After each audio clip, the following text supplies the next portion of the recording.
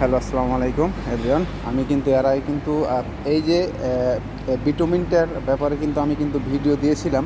তো আসলে বিটুমিনটা দেখছেন যে ফ্লোরে কিন্তু মারা হয়েছে, মারার পরে কিন্তু দেখছেন যে এখানে কিন্তু কংক্রিট হচ্ছে।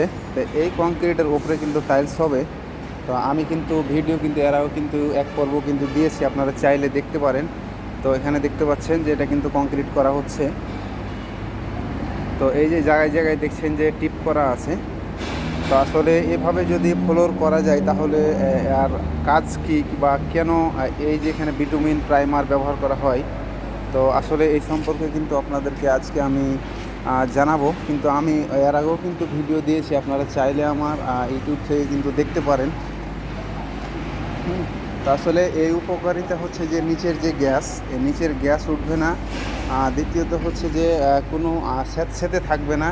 হ্যাঁ, এই কারণে কিন্তু আসলে বিটুমিন কিন্তু ব্যবহার করা হয়। এই বিটুমিন এভাবে কিন্তু অনেকেই কিন্তু দেখেছেন, আপনারা কিন্তু জানেন যে এই বিটুমিনগুলি কিন্তু হচ্ছে যে আপনার বিভিন্ন রোডে কিন্তু ব্যবহার করা হয়।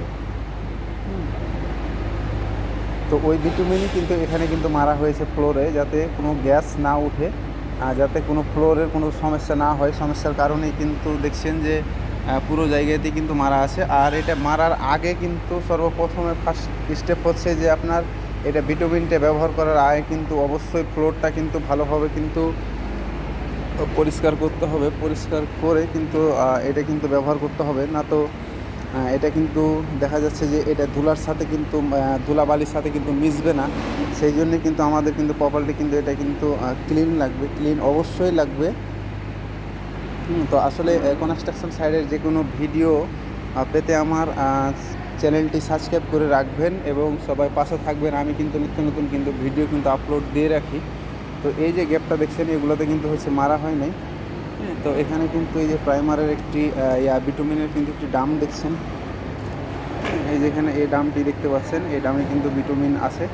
এখান থেকে কিন্তু দেখছেন যে এটা রুলার দিয়ে কিন্তু মারা হয়, কিন্তু এটা বিভিন্নভাবে কিন্তু আপনারা কিন্তু এটা ব্যবহার করতে পারেন, কোনো সমস্যা নেই। এটা যার যেভাবে সুবিধা হয় তো সেভাবে ব্যবহার করবেন। তো এটা অবশ্যই সেফটির সাথে ব্যবহার করবেন। এগুলো কিন্তু হচ্ছে এক ধরনের কেমিক্যাল, যাতে চোখে মুখে কিংবা শরীরে কোনো স্পর্শ না করে।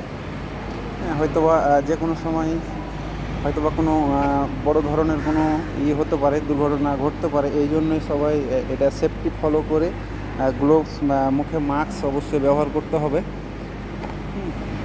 তো এই ছিল এই আজকের এই ভিডিও। তো যদি আপনাদের ভালো লেগে থাকে তো অবশ্যই লাইভ সাবস্ক্রাইব করে সবাই পাশে থাকবেন। আমি আপনাদেরকে নিত্য নতুন ভিডিও আমি উপহার দেব।